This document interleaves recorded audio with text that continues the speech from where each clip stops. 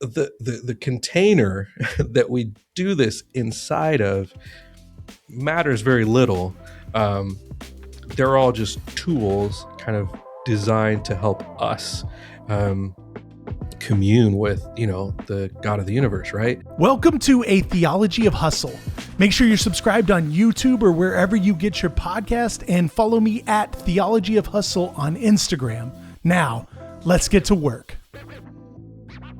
Y'all, Zawadi Morrow is back in the house. Zawadi, man, thanks so much for joining me on the podcast again. It's good to see you. Yeah, 100%. It is a delight to be back for sure.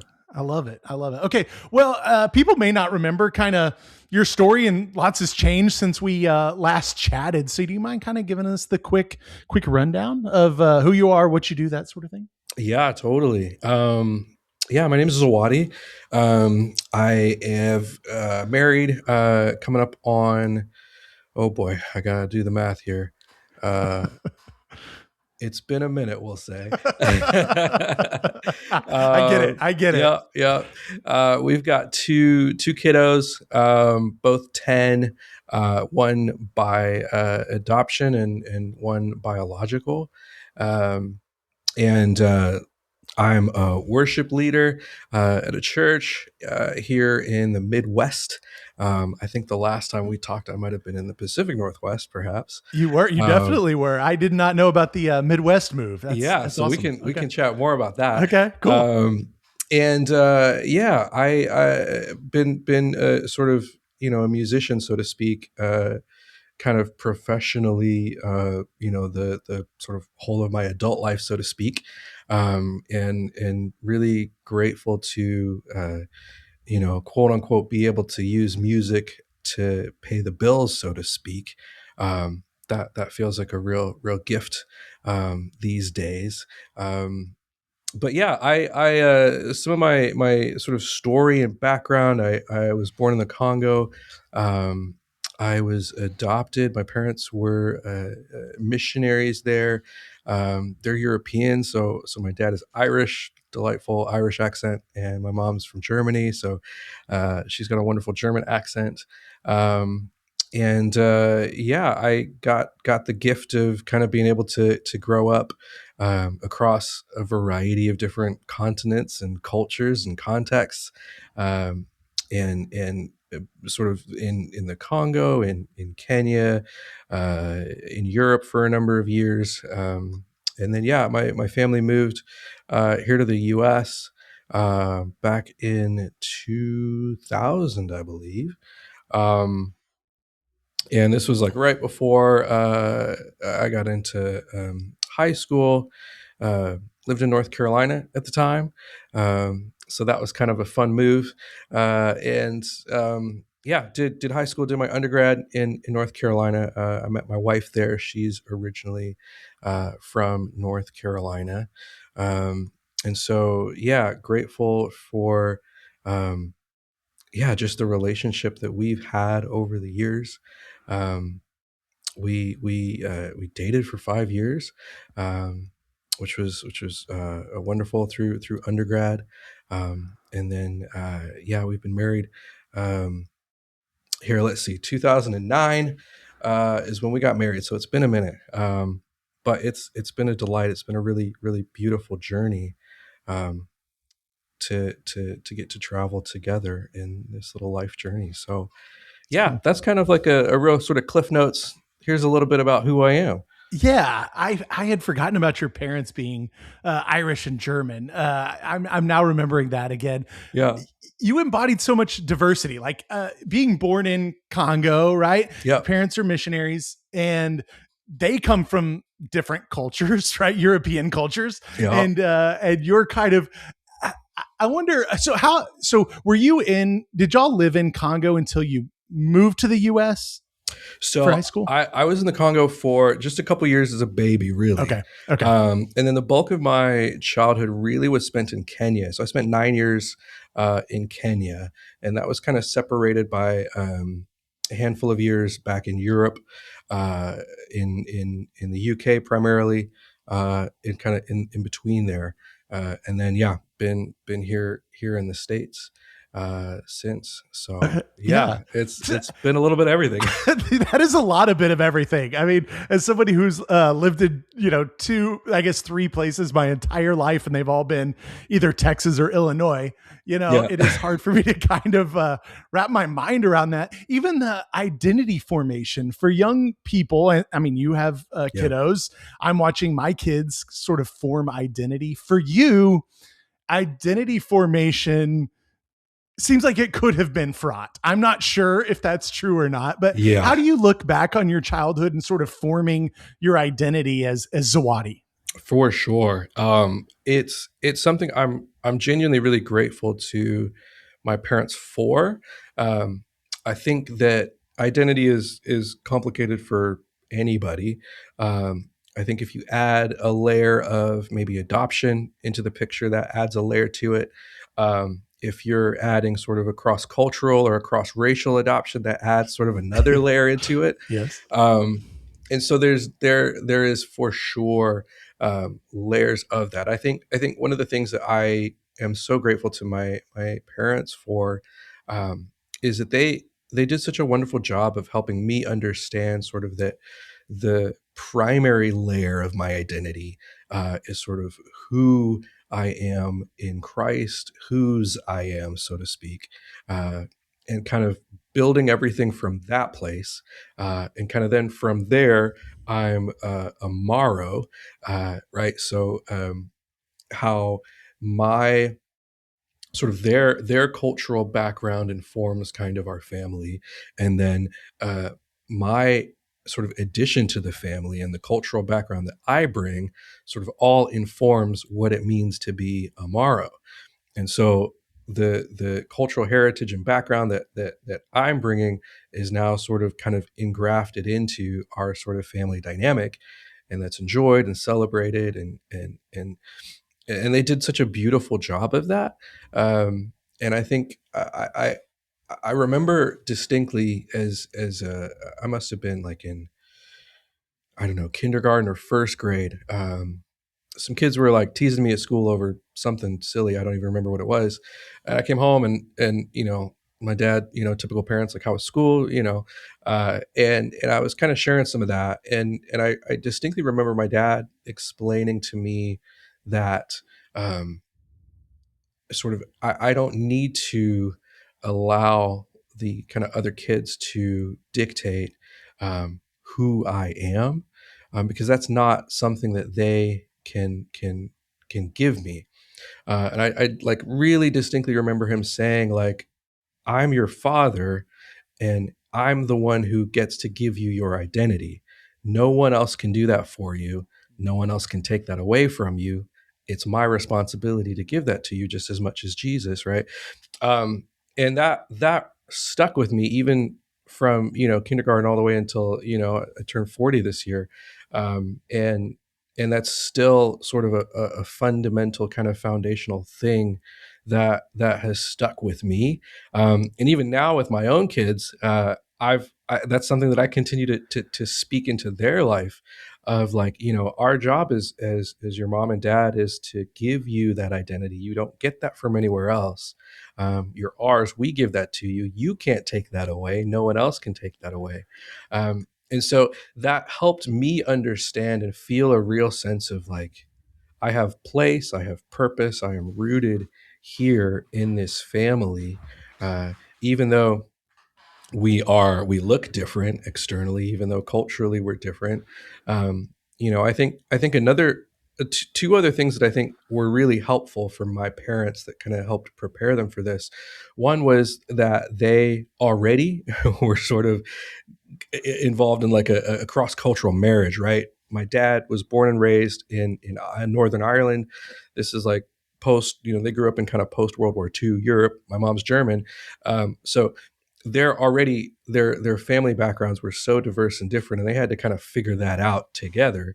Right. Um, First of all, and then the I would say that the subsequent follow up gift to that was that when they adopted me in the Congo, they were missionaries in the village where I was born. And so they already had a sense of place and context.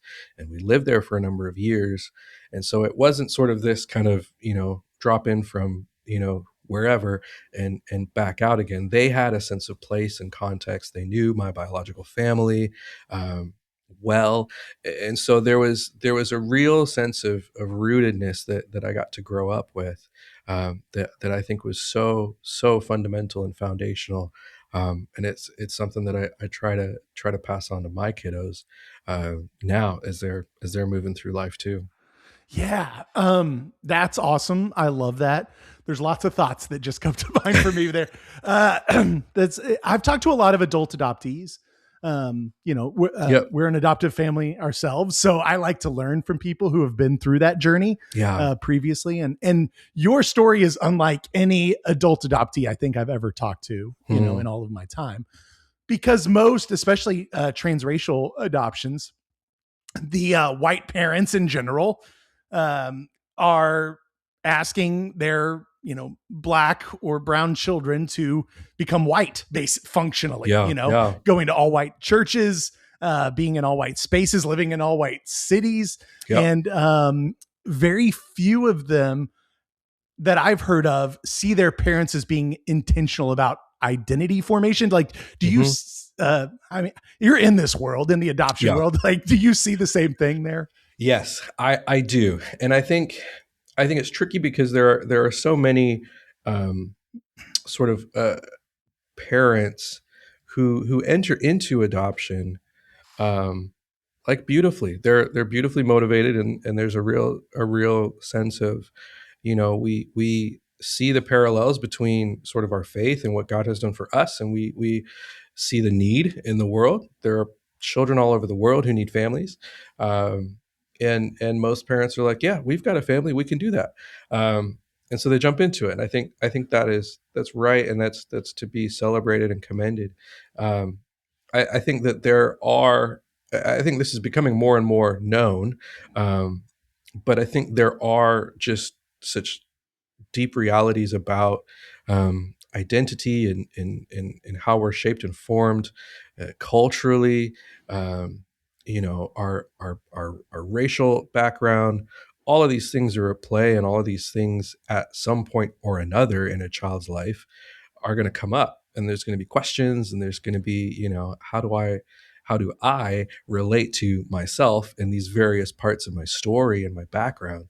And I think, as my wife and I are in this space, and we've got a lot of friends who are in this space, and um, I think it's becoming sort of more broadly known that these are real questions and things to contend with.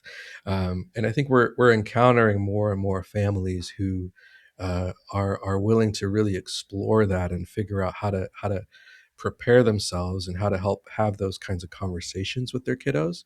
And so I'm super encouraged by that. I think that we're moving in the right direction, so to speak, from where things have been.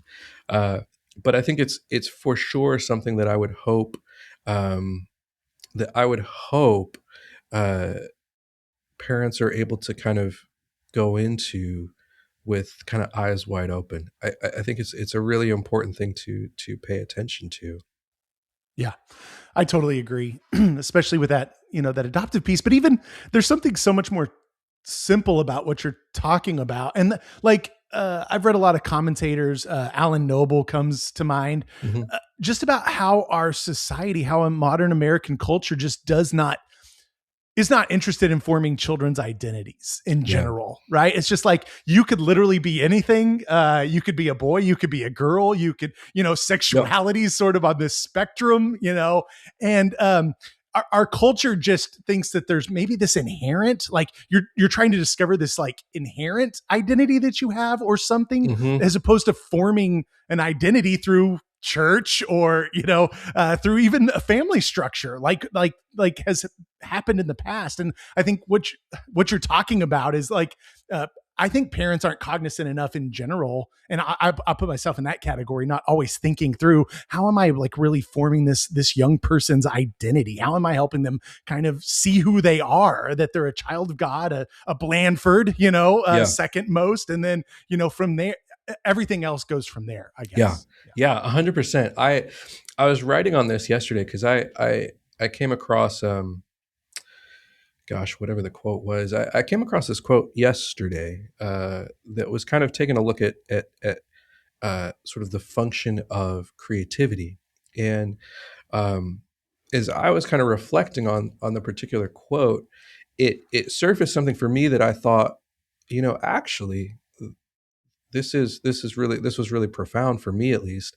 Um, I think especially as parents, um, like I'm a creative. I make things all the time. I write songs and put together worship services Yeah. and you know, um, but I think maybe most fundamentally the greatest um, creative work that I'm ever going to participate in is shaping and forming my children. Ooh, that's good. um, and it dawned on me a really really kind of a heavy way of as I look around the world and as I see all the brokenness and all the various ways, it's like, man, one of the most redemptive things that I can do is pour everything I have into my children Mm-hmm. and helping to shape them and form them and see that they grow up knowing who they are and whose they are.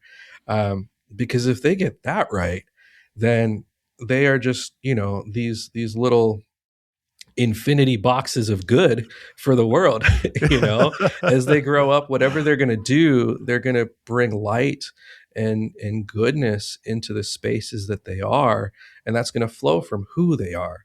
And so I was so just taken back by that kind of reflection yesterday of just like, beyond the songs that I write or the worship services that I plan or the things I sing on a Sunday or whatever it looks like, beyond all of those things are great and they help shape and form people in particular ways. But my maybe my primary calling as a parent is to be shaping my children in the best of ways and in who God sees them as and who God calls them as.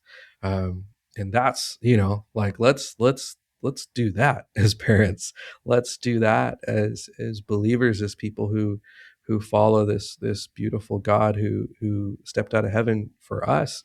um, let's do that. Let's take that seriously. Yeah, no, that's such a good challenge. Even myself, I'm like, yeah, I'm taking that. I'm drinking that in currently. I think that's good. I may want to even expand on that a little bit, even for people without kiddos in the home right now. Like, we have a responsibility as a church to Yes. be helping these young people sort of form their identity in general. I'm thinking of, like, I'm working on the tech team now. I'm kind of overseeing the tech team at church, right? There's the soundboard, pro presenter, Yep.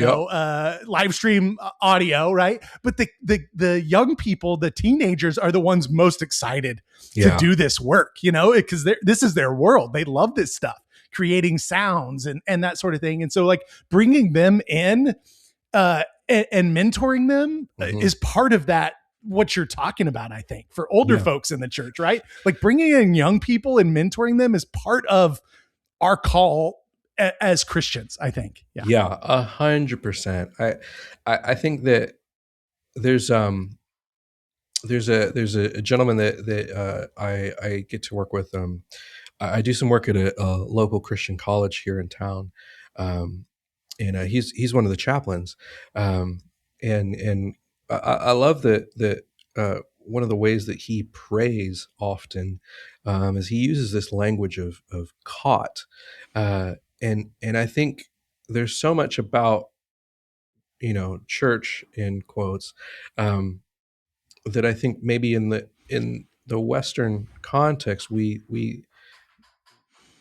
maybe overemphasize this idea that it's something that is intellectually understood, um, as opposed to the body of Christ is really something to be experienced, Mhm. is really something to be shaped and formed in, and has far less to do with the speech we give once a week or the karaoke that we do once a week, right? And it's more about the journey of faith and the journey of believers and finding a sense of belonging within this community. um, so I think I'm right there with you. I think that's a huge responsibility. And I think that's what, the first century church looked like, right? 100%. There wasn't, didn't have all the bells and whistles that we got to Yep. work with today. But it was truly a community that was kind of shaped and formed around the person of Jesus. Uh, and yeah, I'm right there with you. Yeah, I wonder if the bells and whistles don't make it harder for us to actually to do that work sometimes, Yeah, right? 100%, Yeah. 100%. The way that that's just kind of how it goes, but it's something to be cognizant of, especially as leaders in the church. For Yeah, sure. yeah, Yeah. it's good Think, stuff. Well, yep. yeah, let's talk about worship then. I mean, we're here. Let's talk about your journey. So, how did you? When did you first realize, like, okay, I'm pretty good at this stuff. I love being creative. I love music. This is it. Yeah. So, um, I I was 7 years old, living in Ireland at the time, and my parents both were really musical, but didn't really have the opportunity to really develop that as kids. They just didn't have the means to, and so that was kind of one of those like Morrow family rules, so to speak, was like all of our children are going to take music lessons. um, cool. So I turned 7. I'm the youngest. I've got 2 older siblings that were Okay. their biological kids. And so the question came, all right, Zawadi, you're 7. You gotta start taking music lessons. What's it going to be? And the piano teacher who lived up the street from her house, he had a Dalmatian, and I just thought Dalmatians were the coolest dogs on the planet. And so my little 7-year-old brain was like, I want to do piano so that I can play with this dude's dog. Uh, I love it. and so the piano, here we go. And so that's where it started. And I took music lessons really sort of all the way through, from 7 up until I graduated high school. Um, my parents really encouraged music. I excelled at it pretty well, and I had a couple of real key sort of mentors who really sort of saw that gift in me, and kept encouraging that in me and putting me in different places to really get to use that gift. Um, and so when we moved to the U.S., um, I got plugged into. We were living in North Carolina. Went to Southern Baptist Church. Got plugged into youth group there, and they were like, "Oh, Zawadi, you play? You should be in the band," and did that, and then that turned into like, "Oh, you should be the upfront guy." Uh, even still at this point, I wasn't thinking like worship leader career path. It just was like, yeah, I play music, so I'll do it at church on Sundays while I'm here. Yeah. um, and then when I my senior year of high school, everyone's kind of trying to figure out what they want to do for college, and I had like a little mini sort of crisis where I was like, okay, I my parents were also kind of delightfully pushy and encouraging music as well. Uh, so I kind of had this moment where it was like, am I doing this because I like it? Am I doing this because I'm good at it? Am I doing this because my parents have kind of pushed me into this? And I kind of come to the conclusion, you know what? I think I'm going to end my musical journey here. I'll do something else in college, um, and call it good. And my piano teacher at the time was like devastated and was like, "This is, you're like one of my better students. You should be doing this." And I was like, "No, made up my mind. I'm not going to do it." And he was like, "Okay, fine. Well, here's this one last thing I want you to do." Um, there was this competition, sort of a concerto competition, and he was like, "Let's spend this last year working towards that. That'll kind of be your final thing that you do." Worked up towards it. Entered, got all the way through to the finals. Ended up being the runner up, uh, and the dude that won, ended up not accepting the sort of grand prize, so to speak, which was a full ride music scholarship. So it came to me. Oh my Uh, gosh. so I was kind of faced with this little like, okay, either I have college fully paid for with the stipulation that I got to do music, um, or do I really not like music that much and I'm going to turn down a free, full ride scholarship? Wow. That's crazy. So I was like, you know what? I actually do like music. I do enjoy it. So I jumped into undergrad, really just tried to take advantage of all the musical opportunities I had. It was, everything was paid for, which was a total gift from the Lord. Um, especially with missionary parents, that was that was a big deal. And then my senior year of undergrad, my parents were really pushing me to get a master's, and I was like, yeah, but in the music world, like your only options are like classical music or jazz. And I was like, I'm not hyper passionate about either of those things to want to go do more training in them. Um, and so a buddy of my dad's knew knew a guy who was a law professor at Liberty University up in Virginia, and he told my dad, he was like, hey, they have just like started this new like worship program in their seminary. Like, I know your son leads worship on Sundays at church. Like, maybe he'd be interested in that. This was like not on my radar at all. Um, and so my dad told me, hey, you should go check out this thing. And I was like, Dad, it was the last thing in the world I want to do. Uh, but okay, whatever. I'll be a good son, and I'll go check it out, and just then tell you, look, I checked it out, not for me. So drove up. It was Martin Luther King weekend, so it was Monday. Classes were off. I met the dean of the worship school of music there. I was sitting in his office, and we were talking, and he was kind of giving me the scope of the program. And about an hour into our conversation, had this like weird like Paul on the road to Damascus moment kind of thing, where I just felt like overcome with a sense of like, oh, this is what I'm supposed to do with my life. um and it was so bizarre. I'd never experienced anything like that in my life before. uh and so I told the dude sitting across from me, I was like, hey, this is weird. I don't mean to like interrupt you, but like um here's what's happening inside. I was like, I don't quite know what to do with it, but you're here, so I'm telling you. um and he was like, okay, yeah, cool, all right. So we go on about the rest of the day. I tour campus, and towards the end of the day, I'm like starting to ask like actual questions about the program, like, okay, how do I get in? And um I was about to get engaged to my wife at this point, and I was like, hey, I'm about to get engaged. We're getting married this summer. I literally have no money. Are there scholarships? Like, what? Trying to get the details. And he was like, yeah, we have a couple of like graduate teaching assistant type roles, and those cover tuition essentially. Um, he was like, we've got a couple of those, but they're pretty competitive, given what they are. And I was like, okay, that's fine. That's good to know. And so we were on our way back, and we swung through the seminary office towards the tail end of the day, and we walk in, and there's a couple gentlemen who are standing there chatting.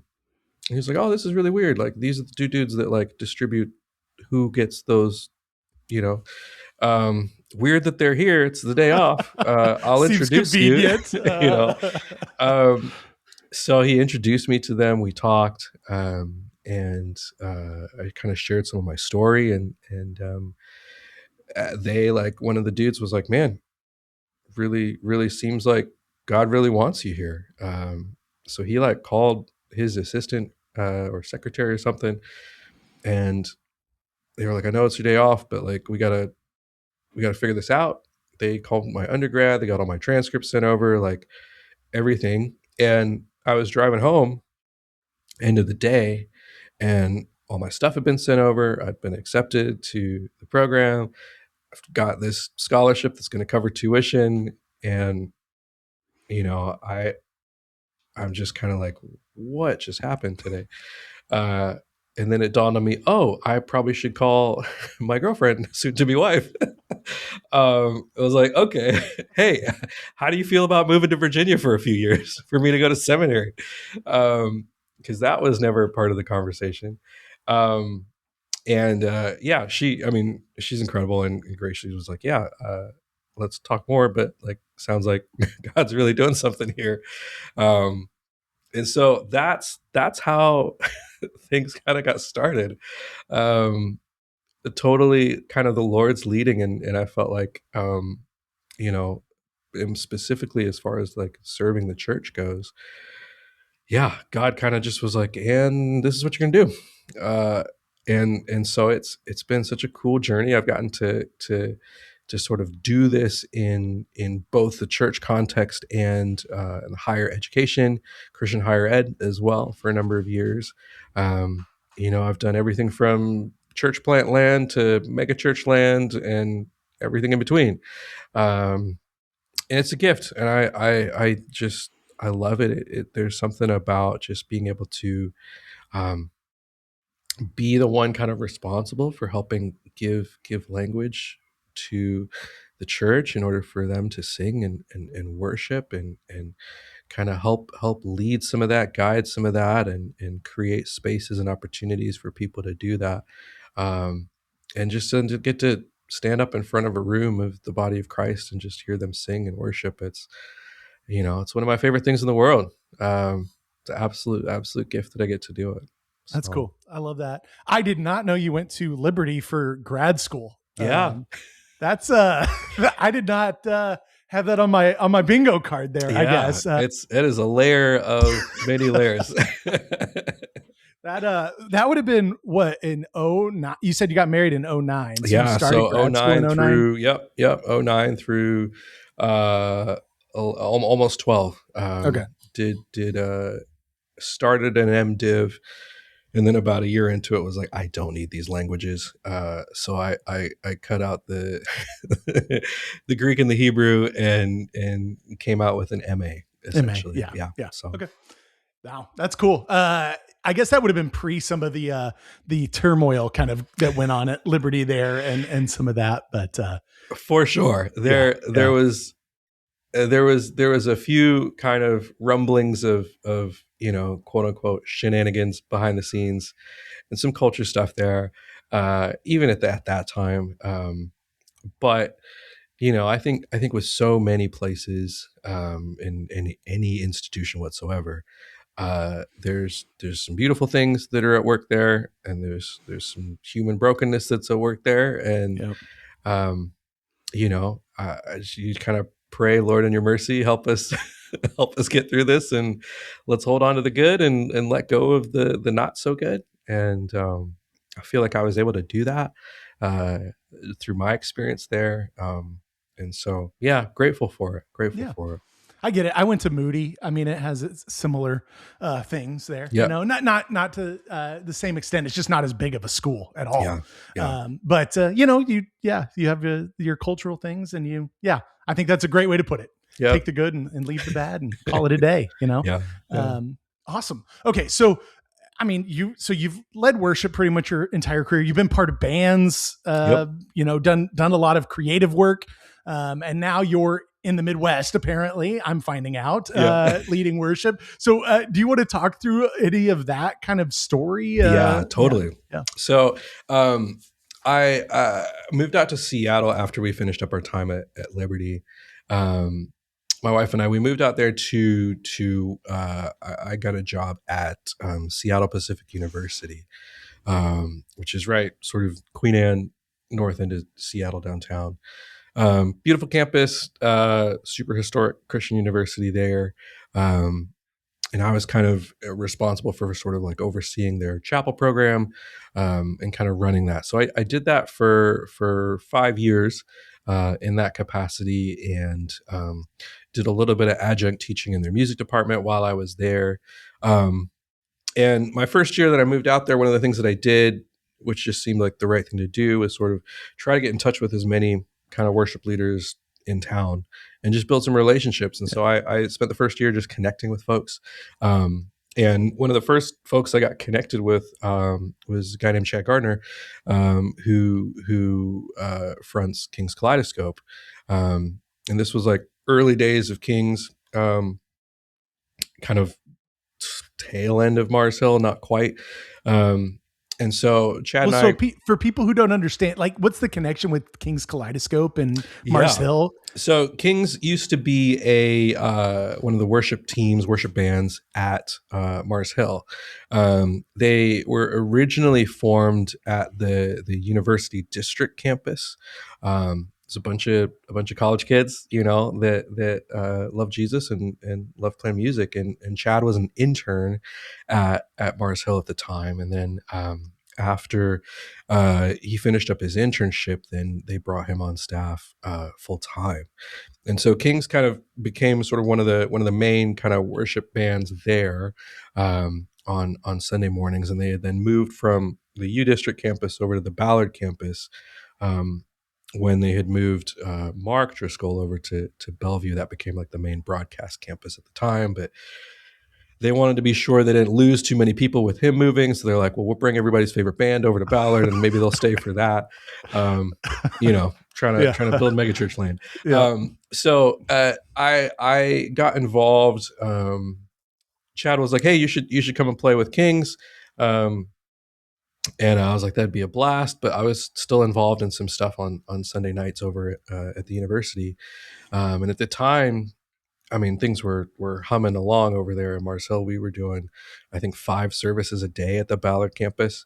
You Um, were leading worship for 5 services. yeah, 5 services on Oh a my Sunday. We'd get gosh. there at I think we'd get there at about 6 in the morning, and I didn't leave until like after 10 that night. I mean, it was just a whole day of you know, just yeah, it was wild at the time. We had like literally had like these little cots backstage where you could like sleep, and folks in the congregation would like uh bring lunch and bring dinner and that sort of thing. So you get to be taken care of that way. But yeah, such a wild time. For sure. And then yeah, towards the last few years there, uh, Chad at first, but a number of us in the band were just starting to see some stuff kind of behind the scenes that just wasn't healthy and wasn't helpful. Over the course of a year and a half, 2 years almost, we just began to see like some of I think the people that we really looked up to and valued in terms of pastors and elders the most. Um, just having some real challenges with some of the decisions that were being made and kind of how power was being consolidated. And I know there's plenty to hear about Mars Hill's story. But we all kind of decided we're going to step away from this thing. And kind of in that process, it was interesting. We were in the middle of we had done probably like 75% of so Mars Hill had a music label as well, and Kings was like 70% done, kind of recording a full length album for the church for Mars Hill um, when we left. And so kind of went to the leadership there and just said, hey, would you let us at least like buy the masters from you so we can release the album. And there was some issues there. They didn't want to sell it, so whatever. Anyway, we scrounged a bunch of money together, recorded the record ourselves, Mm. and put it out. And at that point, there really wasn't a vision kind of beyond that. Like we had always been a church band, and so it was very much just like, well, God gave us these songs. We just want to get those out. Maybe they'll bless some people, and then we'll all kind of move on and figure out what to do with life. But after that first record came out, Becoming Who We Are, we just continued to get calls and get invited to places to play. Um, and it kind of became clear like, oh, maybe this is like a thing. And so yeah, Kings has blossomed from there. And so I was involved sort of from that point all the way up through really full time until like 2019, 2020. I kind of stepped away full time. um, I had sort of a little hiatus in 2019 because we had adopted our daughter and brought her home, and so I was like, I need to be home for a year to just get a sense of home and place and family Yeah. rooted. I don't need to be touring every so many weeks. Um, so I was still involved, we were writing a Zeal record at the time, I think, and so still involved in studio stuff at home, but wasn't going out on the road. And then 2020 pandemic hit, everybody's favorite year, and through that experience, my wife and I just really sensed like, it helped kind of reprioritize stuff, I think, for everybody, and we were like, man, this is getting harder and harder to be kind of so far away from our family. So my parents were living here in Michigan at the time. Her family were still back in North Carolina, and so she was the one that was really like, this is really a great opportunity for us to maybe rethink that, and so we kind of began to explore what it would look like for us to move to be closer to family. And my parents are in their 80s now, and also just for us to desire for our children to have a relationship with their grandparents that's beyond just once a year at Christmas or over summer vacation or whatever. And so that was kind of the impetus for us to kind of make the move here to the Midwest to be closer to them. And so that kind of spawned that move. And so yeah, as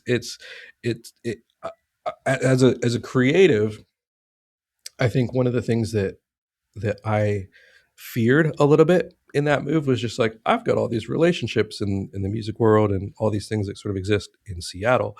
Um, what's that going to be like sort of moving like small town Midwest, Yeah. you know? Um, and that was a real fear I think that I had. But man, God has just been so kind and faithful in that, and just continue to create opportunities for me, and to be able to see that, like, oh yeah, actually one of the other random side effects of the pandemic is we all figured out how to work together not in the same room.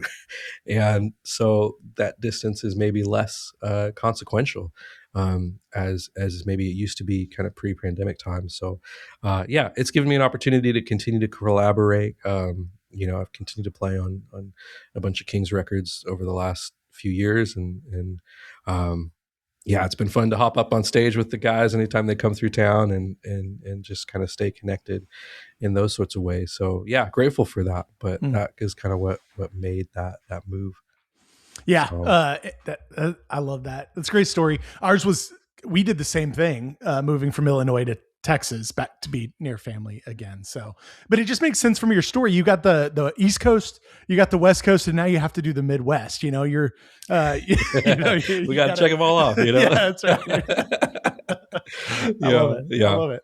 Okay, I would love to just pick your brain a little bit just about worship, since this is what you've done for a long time, and just kind of how you think about what you're doing when you lead worship. And I guess some of the context I'm coming from is like, I preach and I love preaching. There's nothing like preaching. It sounds like a lot the way you experience worship, except that when I'm preaching, it's just me and like a Bible and a microphone, but worship is so complicated, right? You've got tracks running, you've got several instruments, maybe many instruments. You've got soundboards, you've got monitors. It's just a whole other thing. So how do you think about the worship process, and do you keep like the technical side of things from being like a distraction to you in that? 100%. I have been shaped and formed. I think a big mentor of mine is a guy named Stephen Newby. He always encouraged me in the sense of like, worship is this thing that we have that is supposed to serve our, or maybe I should put it this way: the singing and all the stuff that we use, they're there to kind of serve our worship of God. They're not essential, they're not necessary, they're not, and this is true of my own experience. Like, when I lived in Africa, church was like under a tree. When I lived, in the UK, church was in like these old, beautiful cathedrals and buildings that have been around for years and years and years. Then I moved to the States, and, it's a black box with lights, and it's a whole different thing, right? So For sure. it's the container that we do this inside of matters very little. They're all just tools kind of designed to help us um, commune with, the God of the universe, right? So I've always kind of held them loosely. They're tools, and when they help direct our attention and our affections toward God, great. When they don't, then they're out.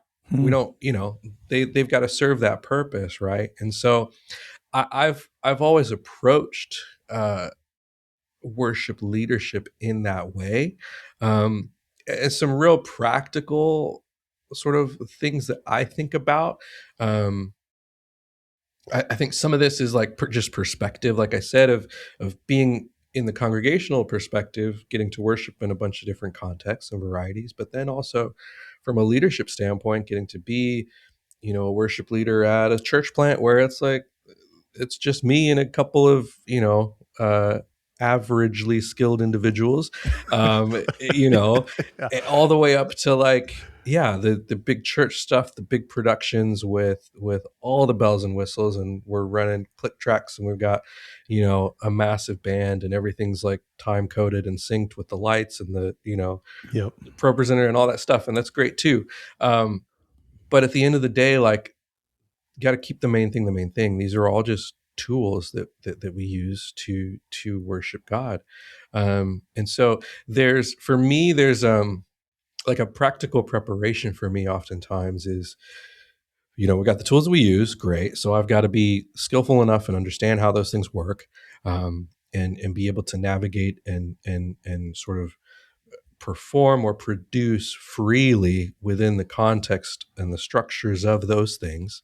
So I've got to learn those things well as a worship leader in order to understand how they work. But also, I think similarly, as I prepare, for me, it's like I need to understand. Say I'm leading a song. I want to be able to understand this song in the context of all the stuff, and I want to be able to understand the song in the context of just me and an instrument. Um, and I think that's significant and important. And I want to understand it in the context of the whole service as well. Like, what is this song? How is this song serving the direction of the service, serving where we're trying to take the people of God in this time together?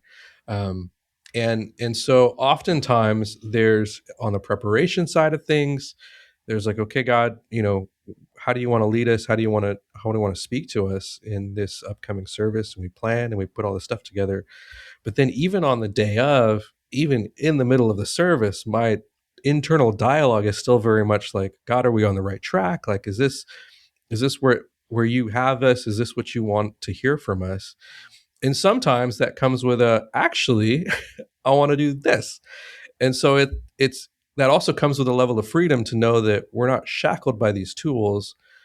We're going to go here because we're sensing the Spirit's leading us this direction, and that's okay. And that that happens, and I think there has to be like an openness to that and a flexibility to that, um, and I think a real again awareness of like, these are just tools, and when they help us in assisting our worship, great, we use them. If they stop being helpful at any point, we don't need to use them. If we find ourselves being really dependent on them, that's a good check. That's a good checks and balances there. Like, do we always have to have the full band and the lights and the show in order to feel like we worshiped? And it's like, if that's a real thing, like, well, then we're not worshiping God here. There's something else that's happening. And I think that's an important sort of thing, I would say, especially as worship leaders, as folks who are planning these services, putting these services together. That's an important question to ask Mm. yourselves regularly. I think it's so important.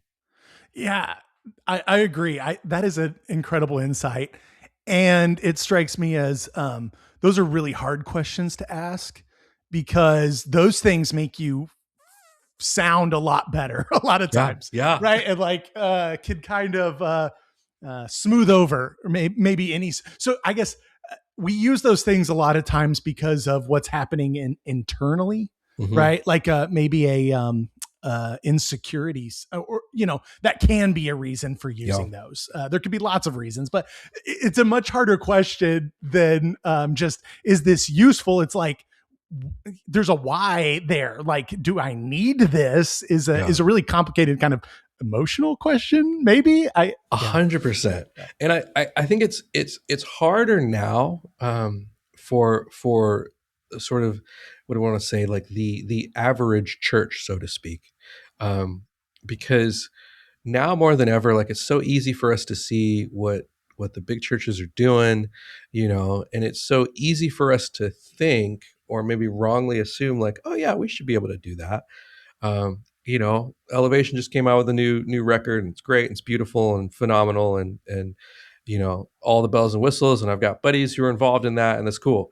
But like, no other church in no America has any no business attempting to do all that they definitely do, not. right? Yeah, right. um, but there's maybe this false belief, or this false expectation that, like, oh, that's what worship looks like.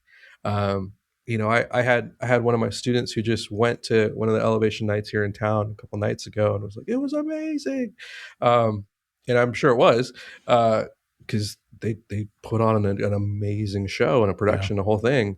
um, but at the same time, like, I would hope that and my prayer would be that, like, and I know this is true of this particular student, but like, she can have as meaningful an encounter with God when it's, on a Wednesday morning at 7 a.m. with the worship team before chapel on campus, and it's just the team in a circle, and we've just shared our highs and lows, and we've prayed for each other, and someone's grabbed an acoustic guitar, and we're singing a song before we jump into rehearsal. Both, like, it's both of those things.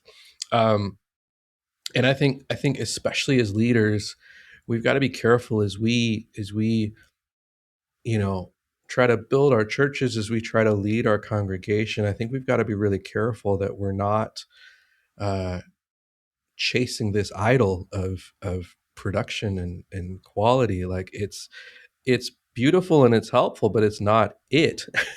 And if the people that God has entrusted you with don't possess those skills, or those tools, or the financial capability to do that, then you need to get that vision out of your head and pursue, how do I serve these people given all the tools and resources and the people that we have?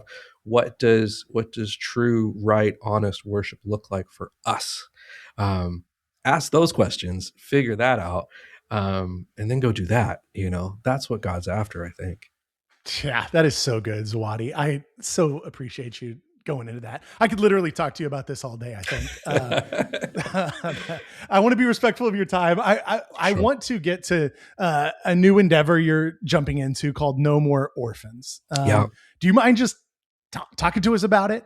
totally. Yeah. So, at some point last year, or maybe I'll go back briefly, even a few more years. Back in like 2021, I believe it was. I got a call from an organization called Christian Alliance for Orphans, and they do like a big kind of summit conference every year. Um, Here in the States, it's usually a city at a big host church, and they're kind of bringing in folks from all over the country, all over the world, kind of involved in adoption, foster care, vulnerable children care, that sort of thing. So I got the call, and they were like, "Hey, we do this thing every year. We'd love for you to come lead worship for it." And I was like, cool. I don't know where you got my name. I don't like, I definitely am not advertising myself as a, itinerant conference worship leader. So I like knew really very little about the organization. But showed up, and it was in Atlanta that year, and led worship. And it was really one of the most, sort of holistic experiences I've ever had of leading worship. And because I think there were two things at play that I just never thought would sort of intersect in my life, which was sort of the world of like worship leading and music and what I do there, with the world of like vulnerable children care and foster care and adoption, and so much of that's part of my identity. to some degree, and sort of to see those worlds come together, um, and to sort of be in a room leading, several thousand individuals who are all part of this in some way, whether they're adoptees or parents or foster parents who are there because they're at the end of the rope and they don't know how to love their kids. Like, the sound that came out of this room was just unbelievable, and it was really like one of the most genuinely overwhelming experiences I've ever had leading worship before.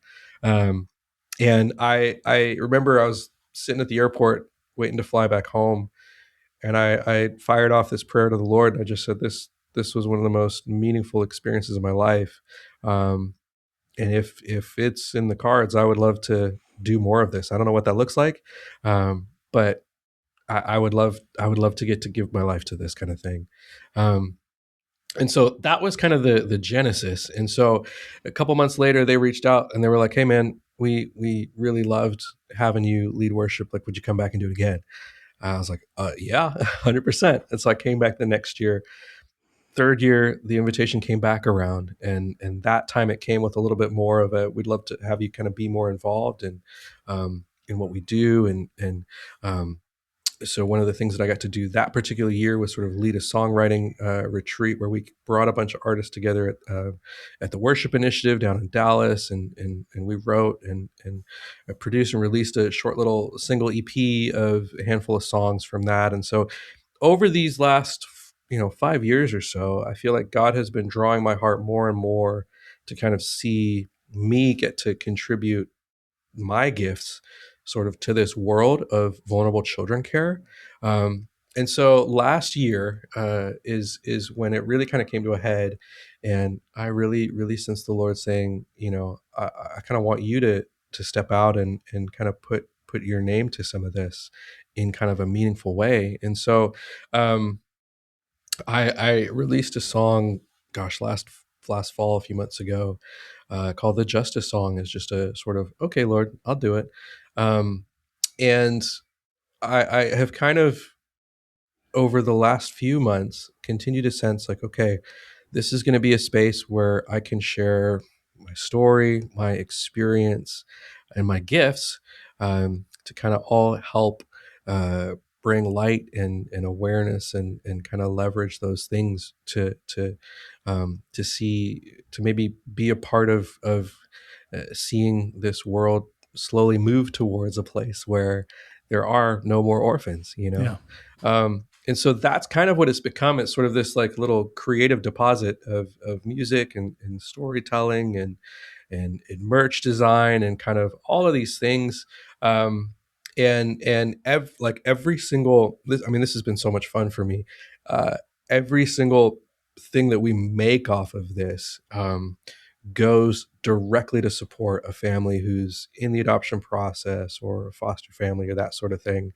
Um, and so it just has been such a joy to kind of get to do this. And this year I've kind of, prayerfully heard from the Lord, like, "Hey, I'm going to try to release a song a month this year." And so I've been writing a bunch. And from a creative challenge standpoint, that's been a big deal because I've been trying to do every part of this process, the songwriting and the arranging and the producing and the recording. I've Wow. got a couple of buddies who are helping me mix and master, and that, because that's a whole Yeah, nother it's its own world. thing, right? Yeah. Um, Yeah. but essentially every other piece of the pie, I'm kind of doing, at home in my basement in my little my little studio, and I'm having the time of my life.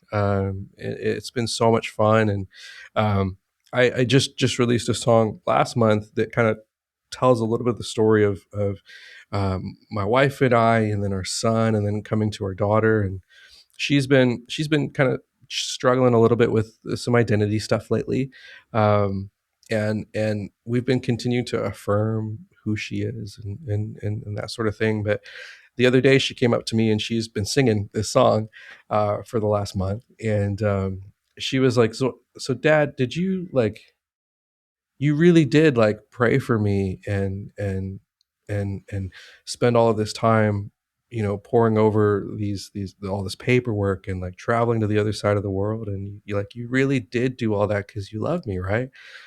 Like, just like in the song. And I was like, yep, exactly. And it has been just such a gift to me to hear her just dancing around the house singing the lyrics to, kind of her story.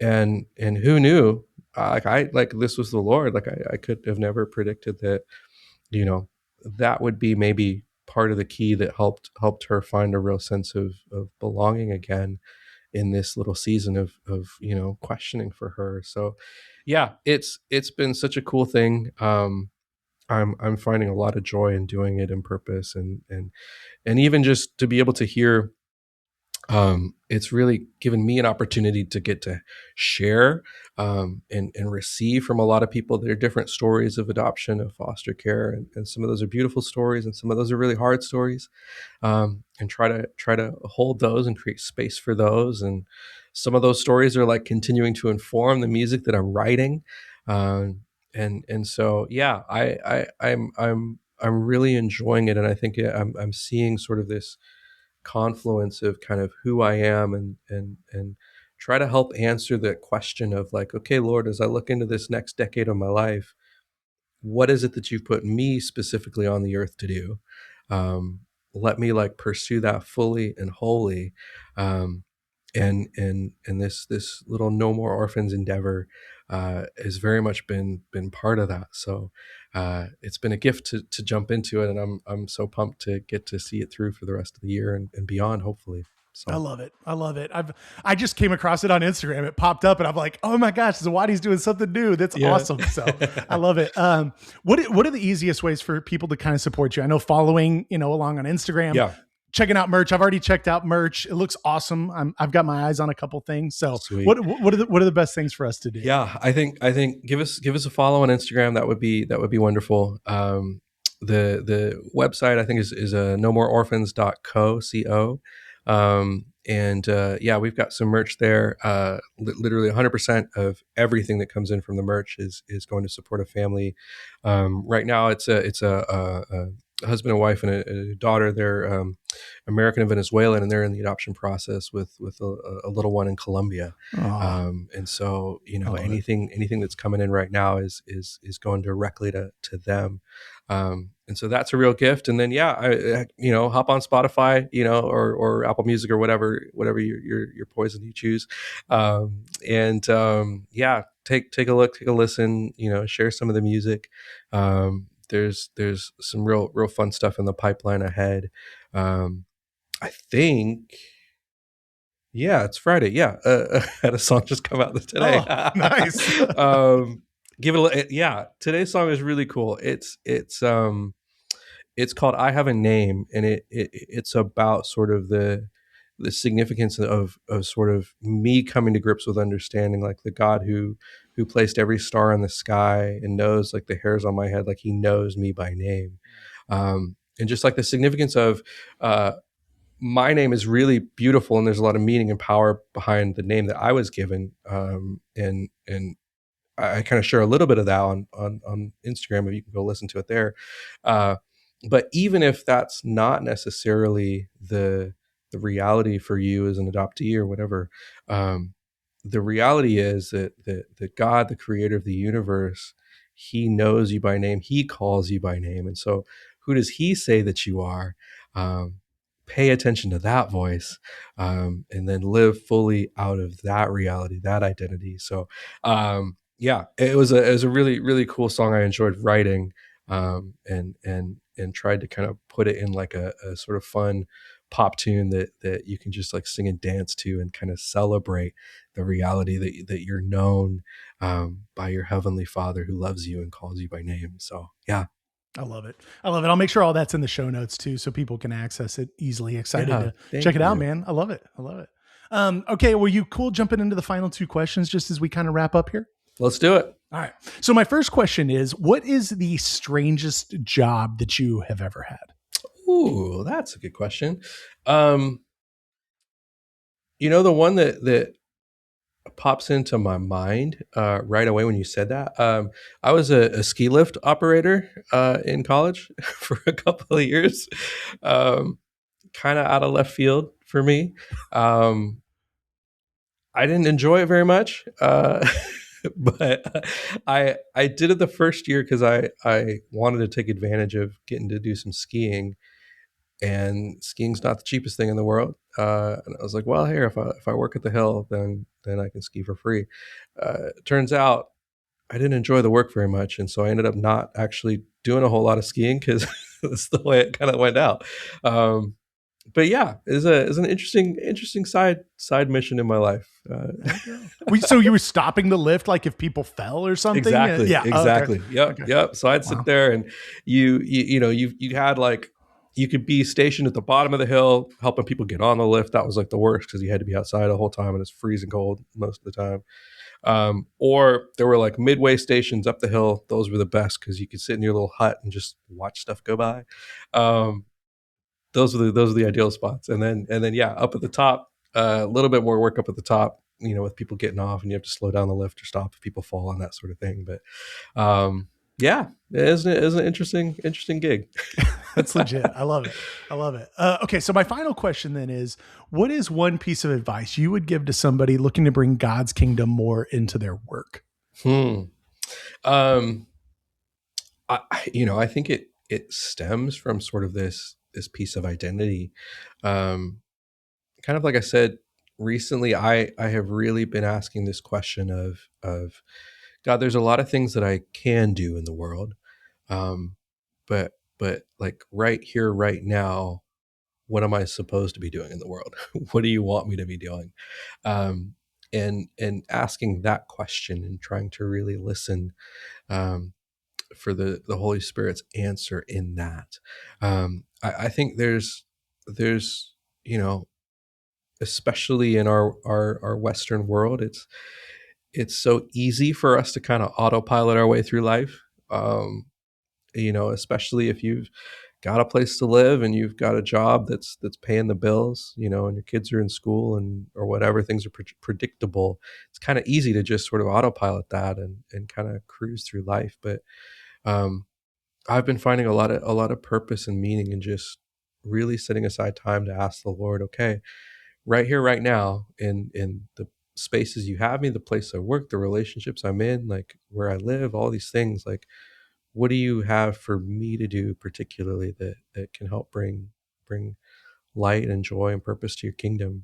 And I think just being honest about and intentional, about praying that kind of a prayer, and taking the time to listen, and I think praying that prayer often. I think sometimes that comes with like real big profound answers from the Lord, and sometimes that comes with really simple, like, I just want you to go feed that dude, on the corner. That's what I have for you to do today. But taking the time to ask those questions of the Lord, I think is maybe the answer I'd give.